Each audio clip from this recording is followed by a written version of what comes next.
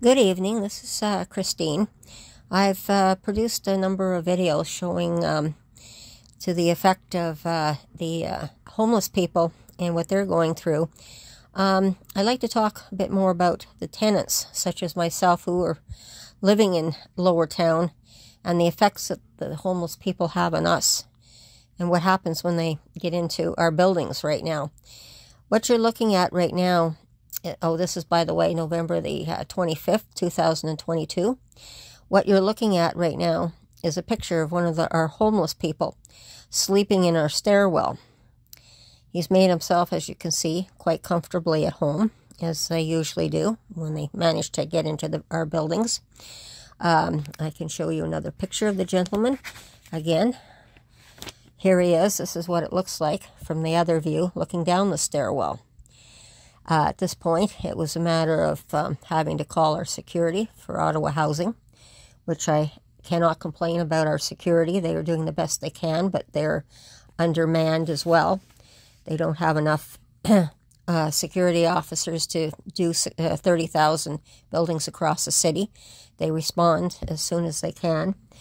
But the reason that we have this one for us is a danger to us is because the stairwells, in the case of fire, these are ways of escaping. If we had a big fire, how would we get past this person? Would we be tripping in the middle of the night over this person sleeping here? So what I did was the security did come. They took care of it, and the security officer that arrived, I saw him through the window from the stairwell door, and he very carefully tried to shake his foot and to see if he could get any response. No response. So then I heard him on his radio calling for backup, another one of our security to come and help him. And at that point I stayed in behind the door because I've had experiences, as I said, being a security guard as well. And some of the stuff I'd seen with my ex-husband, the police officer on the beat, that when people are out like this, or especially with the drunks many years ago, what has happened, that you have to approach these people with caution. And the experience that I witnessed was the sergeant and my husband at that time trying to wake up a person, and it wasn't just them. They were trying to train a rookie at that time, and the rookie thought, okay, I'll just go up and shake him awake. Well, that did not work out too well, because the drunk came out swinging, and he ended up with one black eye, the officer. And the next day, he still hadn't seemed to have learned his lesson, despite the fact that the sergeant told him, you have to very cautiously wake these people up. So he tried it again on the second shot, and he ended up with two black eyes. So we had one of our officers walking around with two black eyes. And of course, I knew him as well, and I just looked at him the next morning and said, boy, you really want to look like a raccoon, don't you? So this was how some of my training was. And so I saw that our security officer was doing the proper thing, which I'm very pleased to say, that the Ottawa Housing Security are doing the best that they can. So he waited for his partner, having the experience that I also know when these people, they will either get up and run or they'll start swinging. So I knew that. So staying behind the door, I held the handle on the door. And if anything had gone wrong, I was also there with my phone, so I could have called 911. So it could have been a dangerous situation. However, the two of them managed to get him on his feet. As soon as he got him on his feet, he did what I expected him to do. He tried to run. He made a beeline for my door, which I was holding the handle behind.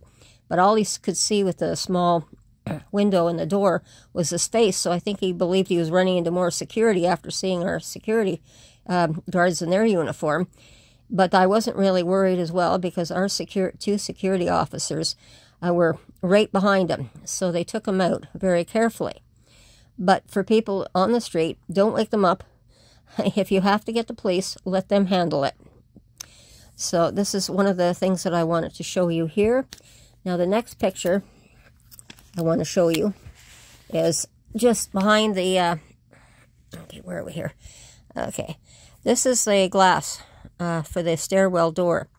On the right-hand bottom corner, there's another person sleeping there.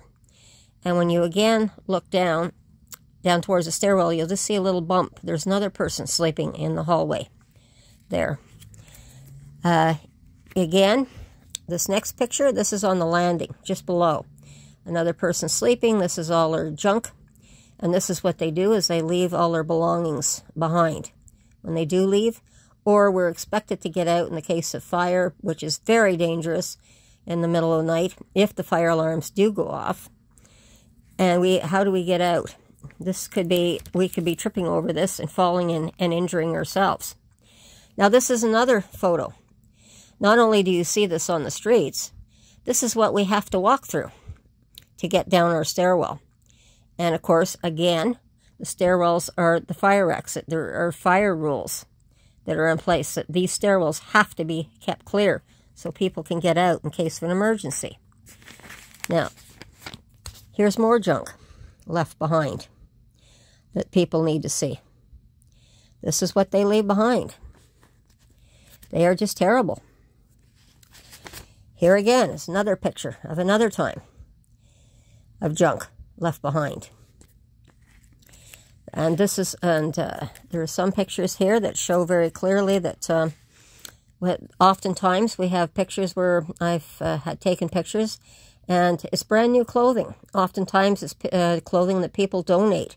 And they don't seem to worry because if they lose a winter coat, they just go into one of the shelters or one of the drop-in centers and they can get themselves another coat. So that doesn't seem to matter. The next picture here is someone who, again, is down sleeping on the landing below, trying to get out. I think this is extremely important that people understand this. Here, we have a beer can in the corner. They come in to do the drugs and drink their beer. And there's another one of more beer cans. Another one that's been dropped. Okay, and just a minute now. Here we are. Another beer party. And the beer spilled all over there. So trying to get down, you're either slipping or you're walking on sticky beer. Now, the next one is a